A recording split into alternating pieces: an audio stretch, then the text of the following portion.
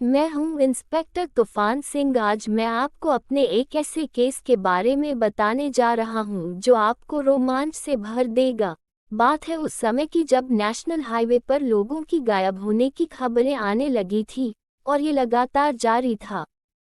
इस बार मैंने उन लोगों को पकड़ने की ठानी जो लोग ये सब कर रहे थे, इसलिए मैं एक आम नागरिक की तरह उस जगह पहुंचा जहां से लोग गायब हो रहे थे। इन लोगों की खास बात ये थी कि ये लोग उन्हीं लोगों को अगवा कर रहे थे जो लोग अकेले सफ़र कर रहे थे। मैंने अपनी कार खड़ी की और लघु शंका निवारण करने के लिए जंगल की तरफ बढ़ा। मैं कुछ दूर आगे चला ही था कि मुझे मेरे सर से कोई भारी चीज़ आकर टकराए और मेरी टांगें मुड़ी और मैं ज़मीन पर ढेर हो गया। जब मेरी आंखें खुली तो मैं एक कमरे में बैठा हुआ था और मेरे हाथ एक कुर्सी के पीछे बंधे हुए थे। मैंने देखा एक लंबा चौड़ा आदमी मेरे सामने खड़ा हुआ था और मुझे ऐसे देख रहा था जैसे मेरे चेहरे मेरी मनोस्थिति पढ़ने की कोशिश कर रहा हो। फिर उसी ने हम दोनों के बीच की खामोशी भंग की और बोला, बता तेरी आखिरी इच्छा क्या है। मैं बोला, क्यों तू मुझे मार देगा क्या।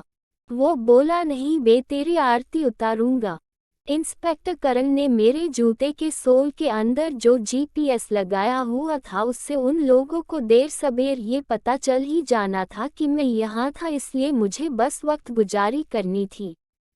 तो तुम मुझे मार कर क्या करोगे। कुछ नहीं, तुझे मार कर अपने बॉस को सौंप दूंगा।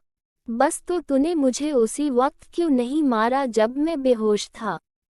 मैं चाहता था कि आखिरी बार तुझे यमराज के दर्शन होने चाहिए थे, इसलिए तुझे नहीं मारा।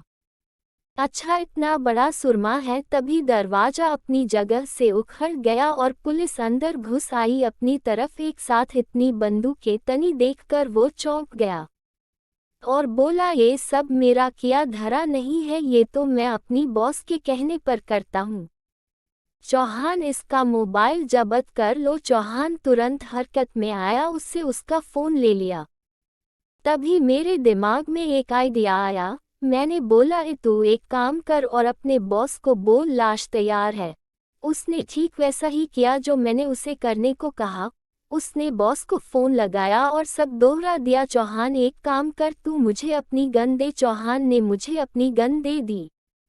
मैंने उसे अपनी कोट के भीतरी जेब के हवाले कर दिया। फिर मुझे एक स्ट्रेचर पर लेटा दिया गया और बाकी लोग बाहर जाकर छुप गए और उसके बॉस के आने का इंतज़ार करने लगे। करीब आधे घंटे बाद उसका बॉस आया। जिसने अंदर कदम रखा था वो कोई और नहीं बल्कि उस्मान था, जो शहर के ही एक नेता हिदायत खान का ट्रबल शूटर था। पर इन सब में इसका क्या काम था। कुछ लोग स्ट्रेचर उठाने के लिए आगे बढ़े। मैंने पहले ही गन निकालकर हाथ में थाम लिया था।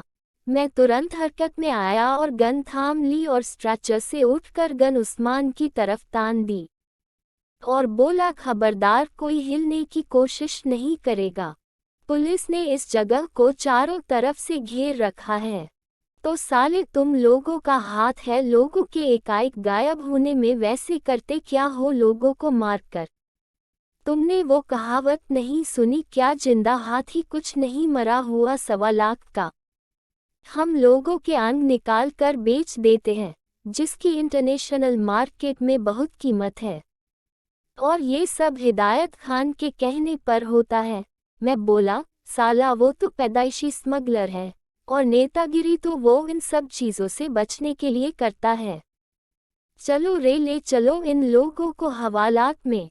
कहानी अच्छी लगी हो तो लाइक कर दीजिएगा, चैनल पर नए तो सब्सक्राइब कर दीजिएगा। मिलते हैं अगले ऐसे ही वीडियो में, तब तक के लिए जय हिंद।